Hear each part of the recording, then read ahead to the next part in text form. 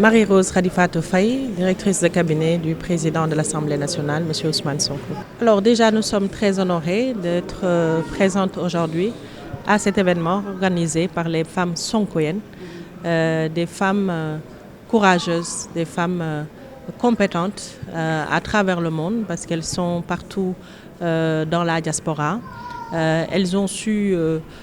donc relever les enjeux de l'heure en se retrouvant autour de l'essentiel, en se retrouvant entre femmes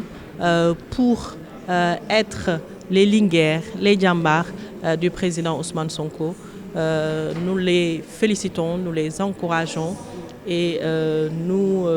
saluons l'initiative qui a été prise aujourd'hui d'organiser donc cette journée donc dédiée à des échanges autour de la confiance en soi, du leadership féminin et surtout des enjeux de gouvernance par rapport aux femmes. Et partant de là, naturellement, pour répondre à votre question, aujourd'hui, l'enjeu c'est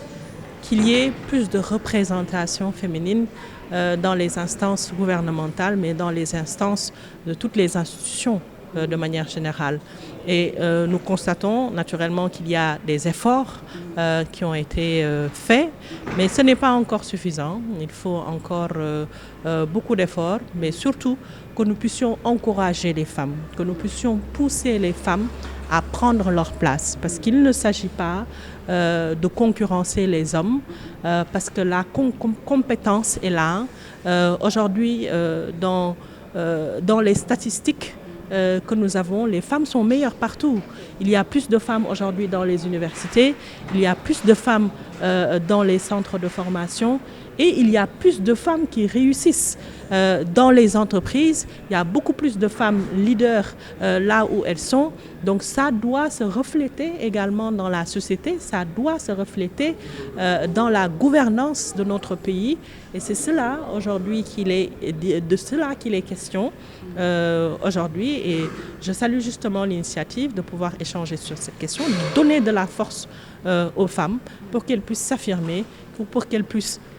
au-delà de l'exigence, qu'elles puissent montrer à quel point elles ont leur place dans ces instances de gouvernance. Aujourd'hui, moi je suis directrice de cabinet du président de l'Assemblée nationale, ce qui est une mission très challengeante, une mission à haute, disons dans une haute instance, mais il faut qu'il y ait encore plus d'autres femmes parce que des femmes compétentes, il y en a. Des femmes qui sont en mesure de représenter ce leadership, il y en a, donc il faut qu'on leur fasse confiance, mais il faut aussi qu'elles s'affirment, il faut qu'elles se montrent beaucoup plus, il faut qu'elles puissent avoir cette confiance d'aller sur le terrain, de convaincre les Sénégalais. Le ministre Momar Talla Ndao en parlait tout à l'heure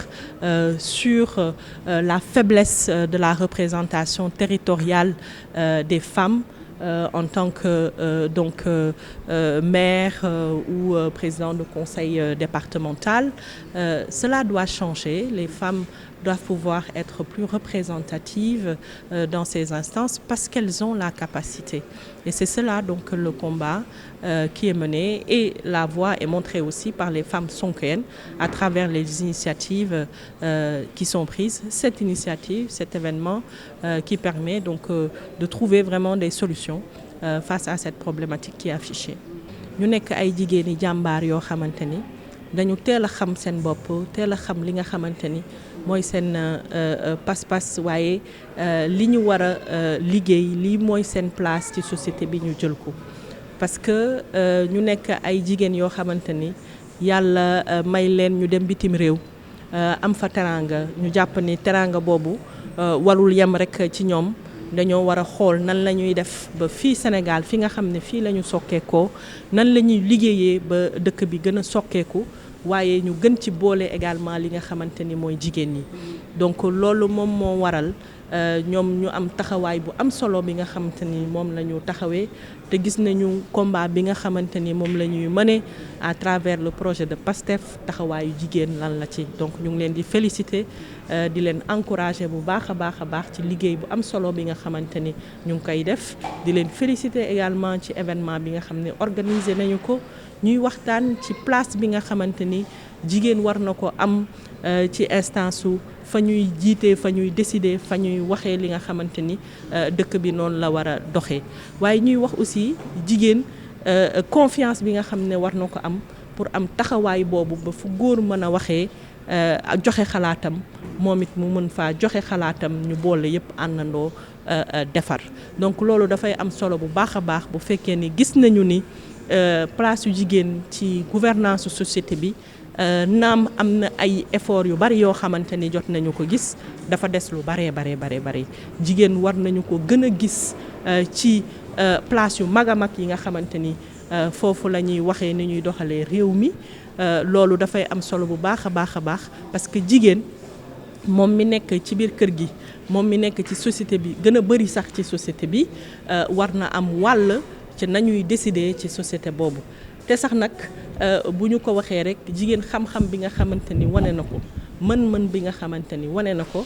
manque perte à gagner la boo xamante ni société bi sax bu ñu leen joxul seen place maanaam dañ koy am parce que gis nañ ni ci université yi jigéen ñi ñoo fa ëpp ci école yi ci centre de formation yi ci entreprise yi lu ci bare léegi gis nañu ni jigéen ñi ñoo koy diriger jigéen ñi ñoo fay chef donc loolu aussi dañu ko war a mën a gis ci politique gis ko ci fi nga xamante ni mooy institution yu mag a mag yi jigéen ñi toog fa taxaw fa wax li nga xamante ni tamit jël place bi nga xamante ni tam si moom mooy seen place ba tax na waxtaan bi tey dafa am solo bu baax a baax ñu waxtaan ci ni nga xamante ni mooy solution yi ñu war a joxe pour que jigéen ñi ñu gën leen a may aussi place boobu ñu jël ko le ministre Momar Talla Ndao wax ci lu am solo ci loolu donc ñu ngi leen di gërëm di leen encourager di leen jox message wu président Ousmane Sonko ci li nga xam ni mooy gis-gisam ci taxawaayu jigéen ñi wax na ko waxati ko ci confiance bi nga xamante ne am na ko ci jigéen ñi waaye gëm-gëm bi ma xam ne am na ko ci bu ñu jëlee lenga yi jox ko jigéen ñi maanaam ni ñu mën a avancer li nga xam ne mooy mbir yi donc loolu lu am solo la donc te wane na ko parce que confiance bi nga xam ne rek jox na ma ko mu teg ko